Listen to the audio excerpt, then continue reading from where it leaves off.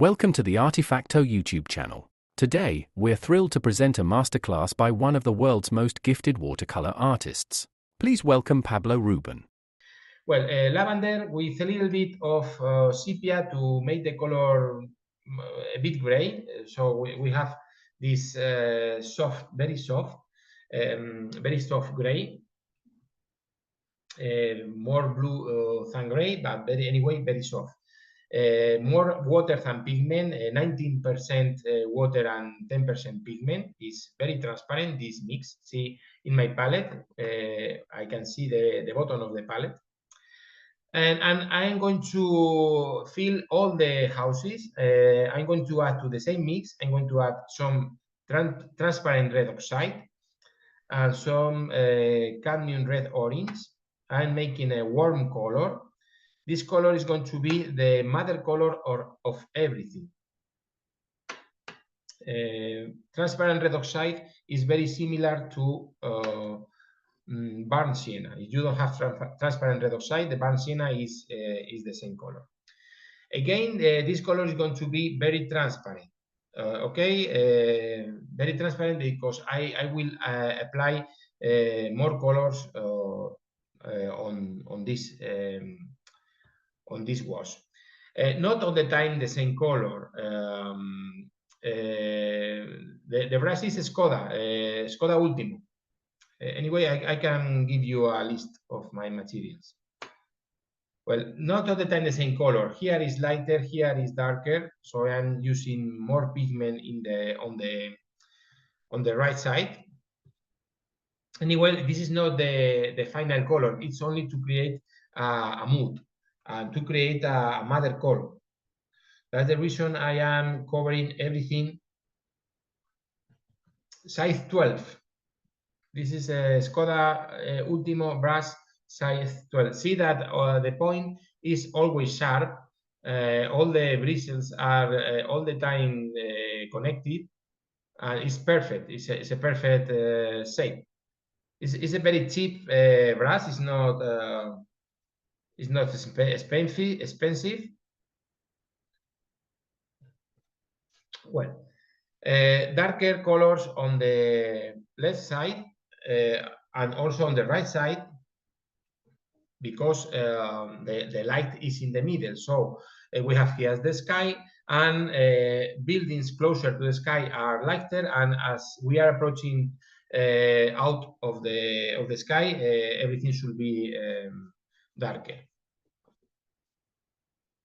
This time in this wash, I don't mind about the color. I will apply a second one. Well, now I'm going to make a grading from light to dark in the water. I am going to cover all the water. Okay. Yes, the paper is inclined. The paper is inclined 20 degrees. It's an IKEA support. Okay. My mechanical pencil, it's a graph gear or a pentel. Pentel graph gear. Well, I'm going to make a grading, okay? From light to dark, the water in the farthest place is lighter, and I will make it darker as soon I am approaching to the foreground. I'm going to use now more lavender. Lavender mixed with the transparent red oxide, it creates a kind of gray. I'm mixing a blue with a brown, so it's the easiest way to create a gray. I'm using again you are going to see that I'm going to use a few brushes. So I am using this floating beads. As I am approaching to the foreground, I am going to add more pigment. Well, I'm going to add now a little bit more of, in this case is blue-gray. In this case is from Sinhan. See that I am making crossing brush strokes to avoid lines. If you paint all the time in this direction, you will have lines in your grading. you need to paint like painting an X. Okay, so painting with an X, you will have a good blending and everything will be soft and without lines. I hope you're enjoying this watercolor lesson. On our channel, we always share watercolor lessons from the world's top artists. And today, we have something special for you. Follow the link in the video description and sign up for a free online masterclass with another global watercolor star. I'm making a darker gray, more blue than gray, but it's a gray. It's not a bright blue. If we will have a sunny day, we will have a blue in the sky, in the water. But in this case, we have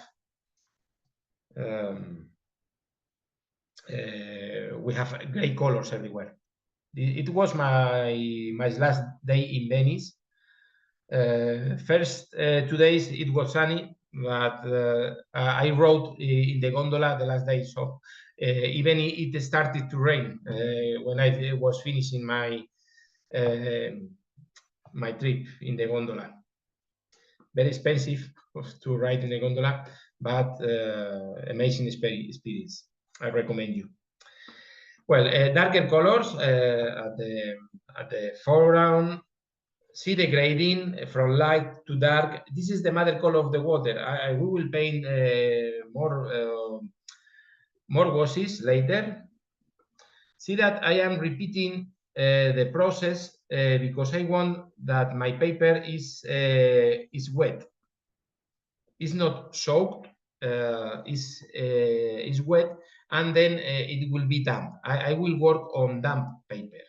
But to have a damp paper, we need first to have a lot of humidity on the paper. These colors in my palette have titanium white in its composition, and I don't mind of painting with opaque painting. At the end, I will add some small touches with opaque painting, so I don't mind about using these colors. Well, the most important thing here is the mix, the thickness of the mix. It has to be very thick, no water, only pigment, just a hint of water. This is my Perla brush number 12. I am going to start painting the soft waves. Because my paper is still damp, I can blend these soft waves. These waves will be at the bottom. I don't need to paint in this area, okay? Because it's going to be darker, so we don't need to paint there. I'm probably looking. I hope you will the whitest of the palette area of the boat was.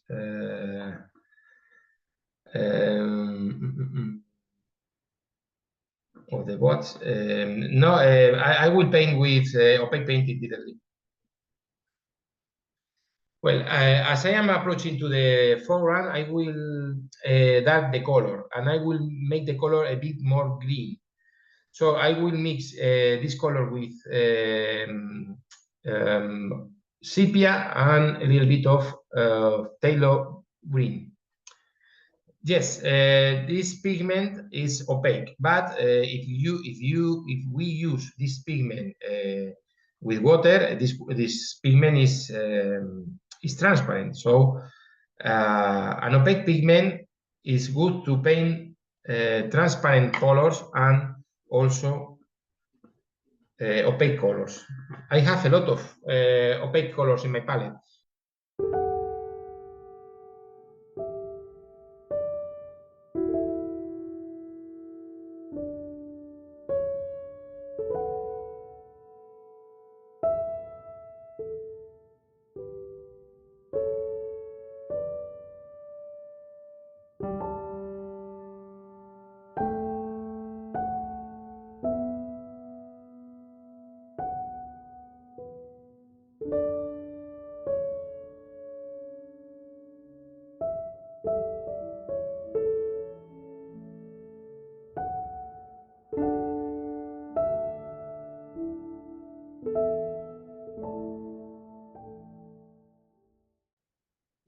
This is just a suggestion of build of doors and windows. I'm not counting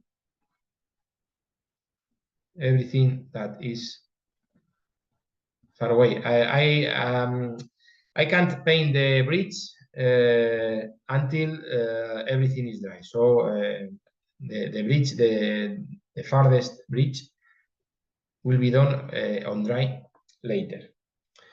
Well, I'm going to keep advancing all the time. Grays, brown grays, to paint all details. Sepia, most of the time sepia, and indigo, for example, ultramarine blue.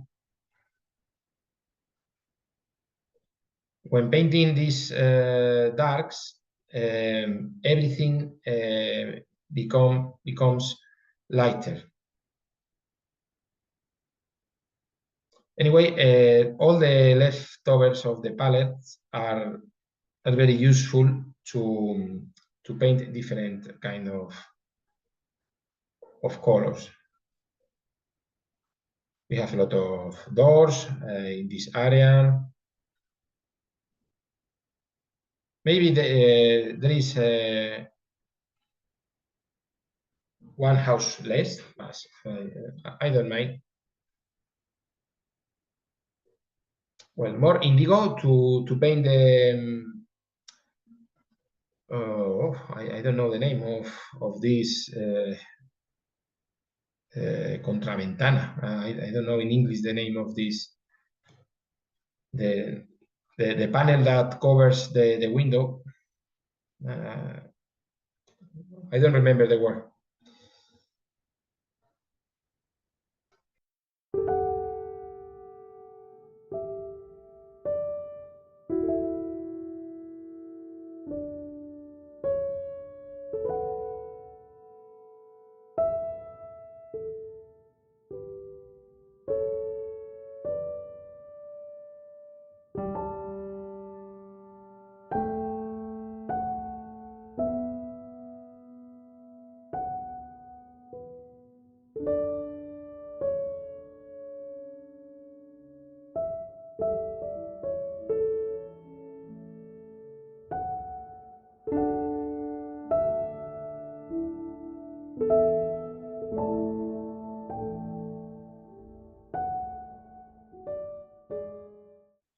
John Brilliant #1.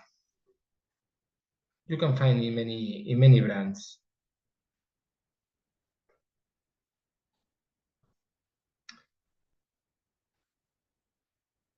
For example, here I have lost the edge of the arch, so I'm going to recover it with opaque painting. Why not?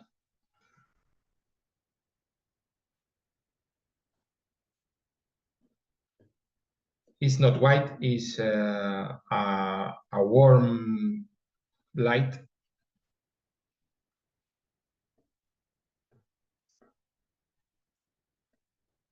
Even more diluted, you can use it to create, for example, here a texture of this stone.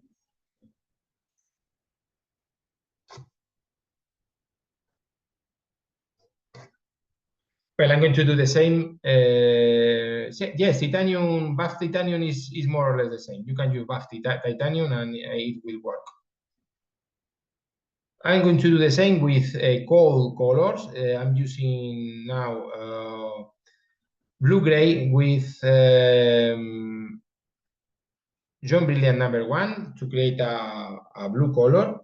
And if you have lost here in the middle of the water some highlights, because sometimes when painting they disappear, we can recover and we can have some highlights with opaque painting.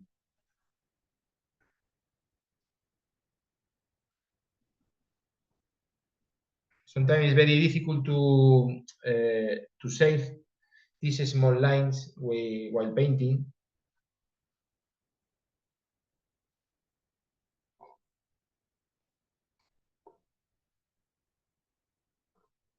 So we can put these small dots in the middle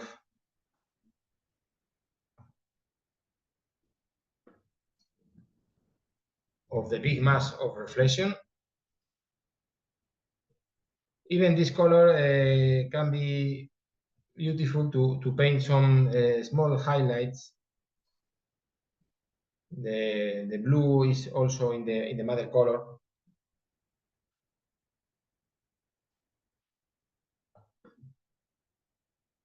Yes, I didn't know, but many artists nowadays, even in the past, the most important masters, Turner, también also use it.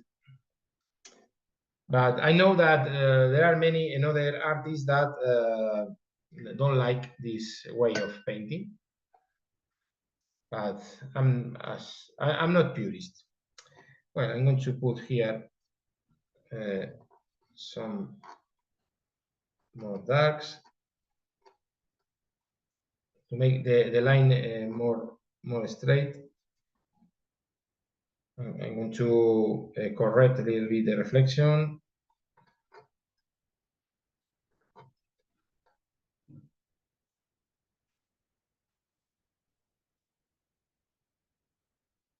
And modify a little bit to have more straight reflection.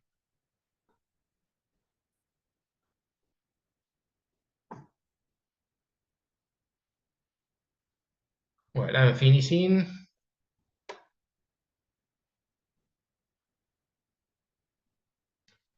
On time.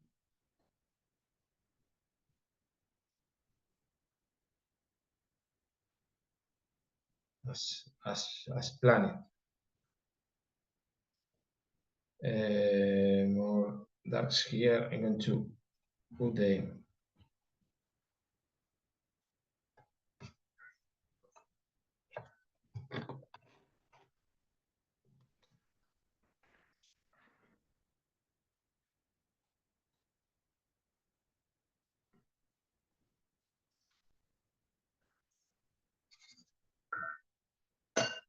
this is too light. I'm going to cover a little bit this highlight because this area is in one of the sides of the painting, and it's better to don't have so bright colors in the edges.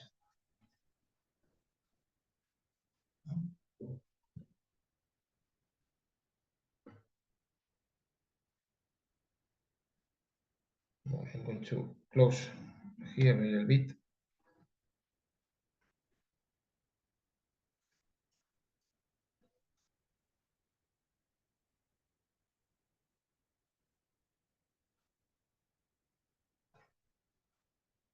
The road and some highlights on the wooden sticks.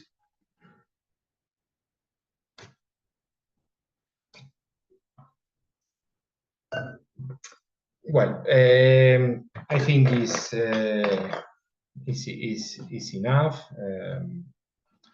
Once we have reached the bottom, we have painted the highlights. The left doesn't show the red brick. The reflection of the doesn't show the red brick because the water has a lot of movement. That's the reason. You can put if you want here some suggestion of this red that we have on the top, but because the water has so many movement, all the colors and all the shapes disappear. But you can add if you want here some reds. Well, I'm going to take off the blue tape to see the real values and the real colors. Now you see the sky is not white.